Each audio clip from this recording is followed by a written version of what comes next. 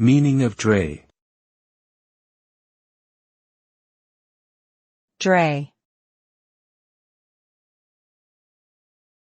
Drey. Drey. Drey. The word drey refers to the nest of a squirrel. It is usually made of twigs, leaves, and other materials that provide insulation and protection from the elements.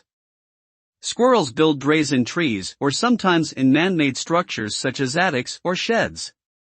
Dreys are typically small and cozy, providing a secure home for squirrels to rest, store food, and raise their young. The word drey is not commonly used in everyday conversation, but it is a useful term for identifying this unique aspect of squirrel behavior and habitat.